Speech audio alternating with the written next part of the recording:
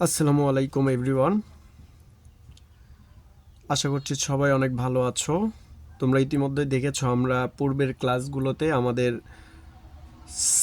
অধ্যায়ের সেট ও ফাংশন 2.1-এর আমরা 1 নাম্বার সেটের তালিকা পদ্ধতিতে প্রকাশ নিয়মটি শিখেছিলাম। আজকে আমরা 2 নাম্বার অঙ্কটা করব। 2 নাম্বার হচ্ছে নিচের সেটগুলোকে গঠন পদ্ধতিতে প্রকাশ করো। আমরা ইতিমধ্যেই সেট প্রকাশের একটা পদ্ধতি শিখে ফেলেছি, সেটা হচ্ছে তালিকা পদ্ধতি। এখনও যারা ক্লাসটা করো নাই, পূর্বের ক্লাসটি করে তারপরে তুমি দ্বিতীয় ক্লাসটি করতে পারো। তাহলে দেখো, প্রথম অঙ্কটাতে আমাকে বলা হয়েছে 3, 5, 7, 9, 11 এই সেটটাকে গঠন পদ্ধতিতে প্রকাশ করতে হবে। তাহলে দেখো তো, 3, 5, 7, 9, 11 এই সংখ্যাগুলো আসলে কি সংখ্যা? আমরা দেখতে পাচ্ছি এইগুলো প্রত্যেকটাই এক একটা স্বাভাবিক সংখ্যা, প্রত্যেকটা এক একটা স্বাভাবিক সংখ্যা, এবং 3, 5, 7, 9, 11 এগুলো দেখতে পাচ্ছি সবগুলোই বিজোড় সংখ্যা। তাহলে আমরা গঠন পদ্ধতি হিসেবে আমরা এইভাবে লিখতে পারি যে এই সেটের উপাদানগুলো প্রত্যেকেই বিজোড় সংখ্যা, যা 1-এর থেকে বড়, 13-র থেকে ছোট। আশা করছি সবাই বুঝতে পারছো। তাহলে সেটাই আমরা লিখব এখানে 3, 5, 7, 9, 11 সেটের উপাদানগুলো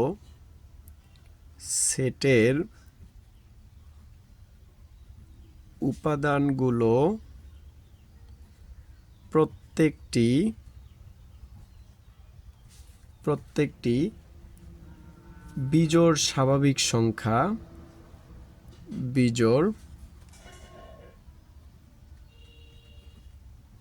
স্বাভাবিক সংখ্যা, যা যা আমরা কি দেখতে পাচ্ছি যে 1-এর থেকে বড় আর 13-র থেকে ছোট, যা 1-এর চেয়ে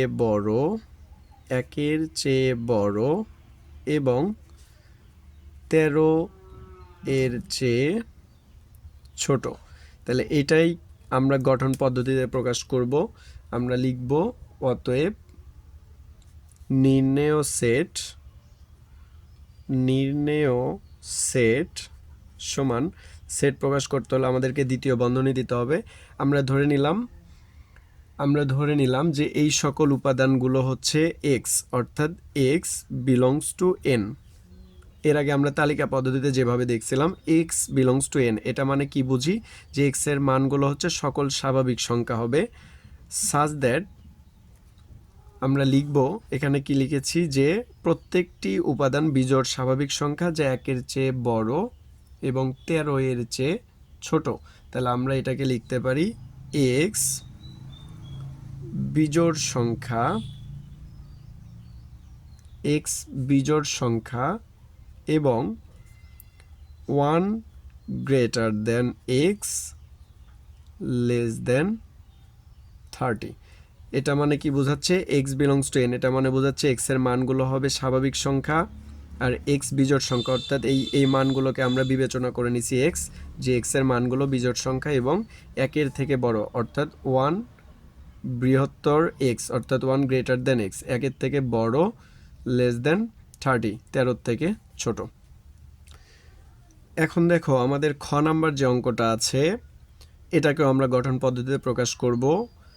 1, 2, 3, 4, 6, 9, 12, 18, 36। তাহলে আমরা বলতে পারি এই যে সংখ্যাগুলো আছে এগুলো সবগুলোই স্বাভাবিক সংখ্যা, অর্থাৎ স্বাভাবিক সংখ্যা 1, 2, 3, 4, 5, 6, 7 এরকম কোটি কোটি পর্যন্ত, অর্থাৎ অসীম পর্যন্ত হতেই থাকবে।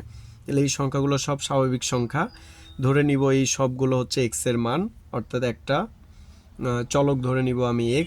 এবং আরেকটা বিষয় খেয়াল করো, আমার শেষের যেই সংখ্যাটা আছে 36, একটা বিষয় খেয়াল করো, এই 36কে যদি 1 দিয়ে ভাগ করা হয় কোনো ভাগশেষ থাকবে না, 36কে যদি 2 দ্বারা ভাগ করা হয় কোনো ভাগশেষ থাকবে না, অর্থাৎ ভাগ করা যায়।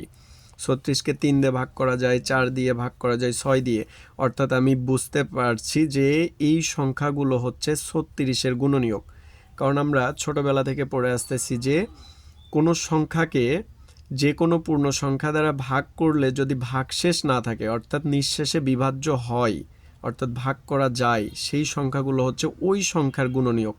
তাহলে আমি দেখতে পাচ্ছি এই সকল সংখ্যাকে 36কে ভাগ করা যায় এই সকল সংখ্যা দিয়ে। তাহলে এইগুলো হচ্ছে 36-এর গুণনীয়ক। তাহলে আমি আগের মতো করেই লিখব, এখানে 1 2 3 4 6 9 12 18 36 সেটের উপাদানগুলো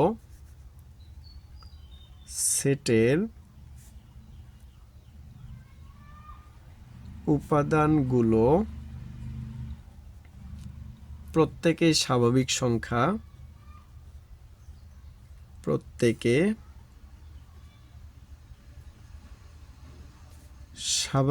সংখ্যা এবং আমরা কি বুঝতে পারলাম যে এই সংখ্যাগুলো সবগুলো 36-এর গুণনীয়ক এবং 36-এর গুণনীয়ক। তাহলে আমরা লিখতে পারি অতএব নির্ণেয় সেট সমান, তাহলে কিভাবে লিখব, আগের মতো আমরা একটা সেকেন্ড ব্র্যাকেট দিব, x বিলংস টু n, অর্থাৎ x এর মানগুলো স্বাভাবিক সংখ্যার সেট, সাজ দ্যাট যেন x হচ্ছে x কমা দিয়ে লিখব x হচ্ছে 36-এর গুণনীয়ক। এটাই হচ্ছে আমাদের সেট গঠন পদ্ধতি।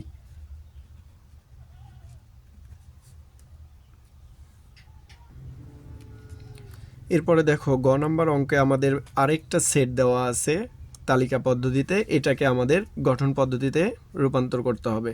অর্থাৎ দেখো 4 8 12 16 20 24 28 32 36 40। একটা বিষয় খেয়াল করো, সবগুলোই দেখো প্রথম সংখ্যাটা হচ্ছে 4, সবগুলোই স্বাভাবিক সংখ্যা, আমরা এটা বুঝতে পেরেছি। প্রথম সংখ্যাটা হচ্ছে 4, এর সাথে 2 যদি গুণ করো 4 2 8, এর সাথে যদি 3 গুণ করো 3 4 12, 4-এর সাথে 4 গুণ করলে 4 4 16, 4-এর সাথে 4 গুণ করলে 5 গুণ করলে 20, 4-এর সাথে 6 গুণ করলে 4 6 24, 4-এর সাথে 7 গুণ করলে 4 7 28, এইভাবে চলতেইছে 10 পর্যন্ত, যে 4 10 40।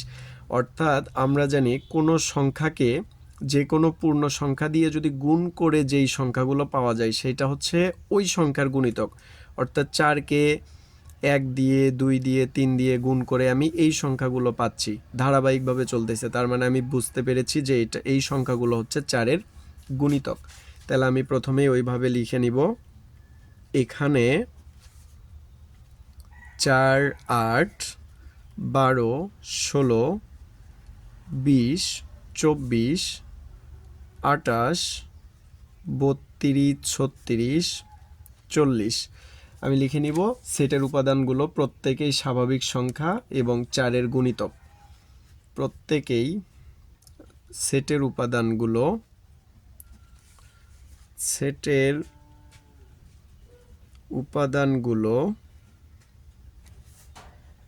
প্রত্যেকেই স্বাভাবিক সংখ্যা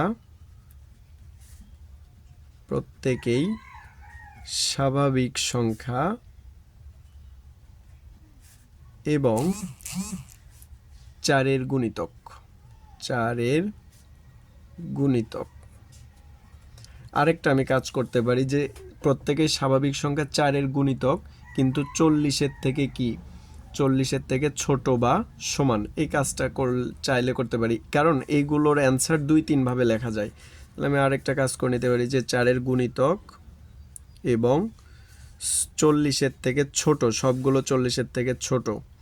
তাহলে আমি লিখতে পারি 40-এর থেকে ছোট বা সমান, 40-এর থেকে ছোট বা সমান। অতএব নির্ণেয় সেট সমান আমরা লিখতে পারি, যেহেতু প্রত্যেকেই স্বাভাবিক সংখ্যা তাহলে আমি ওইভাবে লিখে নিব x belongs to n such that x হবে x কমা, তার মানে হচ্ছে x হচ্ছে 4-এর গুণিতক, x হচ্ছে 4-এর গুণিতক এবং আরেকটা কি বললাম যে x 40-এর থেকে ছোট বা সমান, তাহলে x লেস দ্যান ইকুয়াল 40, এটা মানে বোঝাচ্ছে 40-এর থেকে ছোট বা সমান। এটাই হচ্ছে গঠন পদ্ধতি।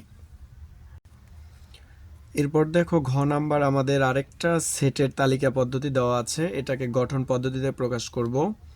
+-4, +-5, +-6। বলতে পারবা কেউ যে এটা আসলে এগুলো কি সংখ্যা? একটু আগে আমরা বলেছিলাম যে পূর্ণ সংখ্যাগুলো ধনাত্মকও হতে পারে আবার ঋণাত্মকও হতে পারে। তার মানে আমরা বুঝতে পারলাম যে এই সেটের উপাদানগুলো সবগুলোই প্রত্যেকে পূর্ণ সংখ্যা। তাহলে আমি লিখে নিব দেওয়া আছে অথবা লিখতে পারো যে এখানে